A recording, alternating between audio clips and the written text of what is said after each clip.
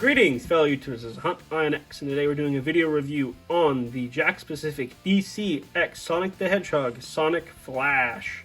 Taking a closer look at all of Sonic's details, he's got, a red outfit for the Flash, which is a little weird for Sonic, definitely. It makes it feel not quite like him, but, it's still fine.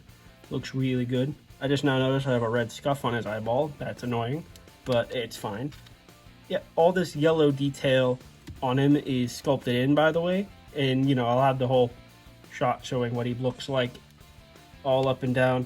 The belt is a sculpted piece that is just inserted on, and the logo is painted. You can see he's got like the lightning bolts on the back of his head. So yeah, really nicely detailed. It is just a red Sonic, which is a little strange, but feels kind of bootleggy because of that, but it's really nice. And again, so this is the Sonic movie figures. The plastic quality on this is really good. Jakks Pacific amping up their game quite a bit. So, to go over Sonic's articulation, he does have a butterfly joint inside the torso. Does not have as much range as the movie figures, and we'll do a comparison in the comparisons. But yeah, just not quite as much range up in there. Obviously, he also has a head swivel. It is a dumbbell joint, I noticed, so you can kind of move it at two different points. So that's really nice. Get a really deep head down, like bury his chin. It's pretty nice. Bicep swivel, single jointed elbow, but it gets up to that far, and these joints also swivel around. Wrist has a hinge in there, which are pretty tight, and then also rotate. And then of course the opening and closing fingers that we are familiar with on these larger 5-inch Sonic figures. Spin at the waist. It is got quite a bit of ball joint movement as well. Not much, but enough. Right, probably pop that off and get some more.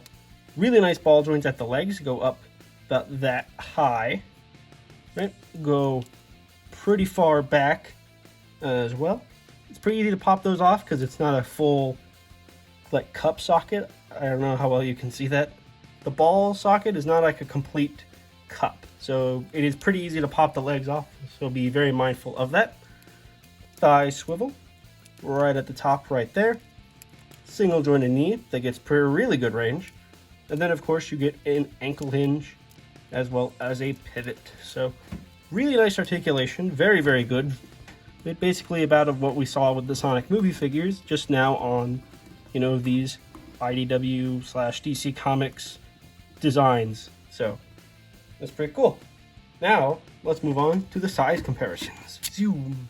For size comparison, here he is next to the DC Silver, which I also got, as well as the Sonic movie Sonic.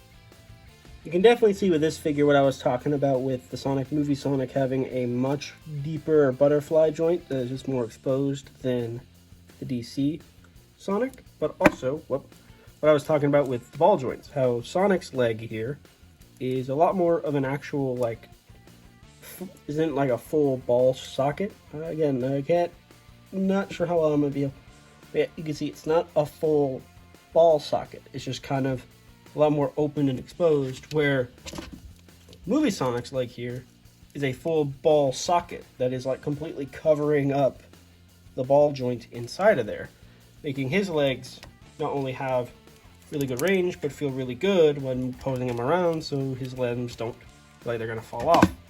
Whereas DC Sonic here, because that ball socket is a lot more exposed, it's very prone to not only popping off, but eventually getting loose and possibly making your Sonic really difficult to stand up. So that is a bit unfortunate. That is kind of really my own real critique with the Sonic, particularly because Silver over here, he doesn't have this issue. Like if I pull his leg up, you can see it is a full, well, his is going to be harder to see because it's all black, isn't it? But yeah, his is a complete ball socket underneath there, so he doesn't really have this issue unless his knees decide to give out on you. He won't run into any kind of issues, where Sonic, you've got his hips and knees potentially getting loose on you, combined with his ankles and heavy head, to make it pretty hard to balance him. So that's gonna be a bit of an issue. For a final size comparison, here he is next to the McFarlane Toys Digital Superman, for the DC thing, and Anakin Skywalker, because I bought the new one and it's really good. I might do a video review on it. So yeah, if you were thinking Sonic might be able to scale with 6 and 7 inch scale figures, no, he's way too big. So there you guys have it. That was my video review on the Jakks Pacific DCX Sonic the Hedgehog Sonic Flash. It's a really nice figure. It's basically more of what we saw with the Sonic movie figures, but obviously as a modern Sonic dressed up as the Flash. Neat. It's a really good figure. Definitely recommend it. My only thing is those legs not being full ball sockets makes it a little, I don't know, worrisome about the longevity of those legs. I feel like we're going to see a lot of figures in like a couple years of like younger collectors who had these, who have just completely lost the legs, and now there's just eBay listings all over the place of just legless Sonic DC figures.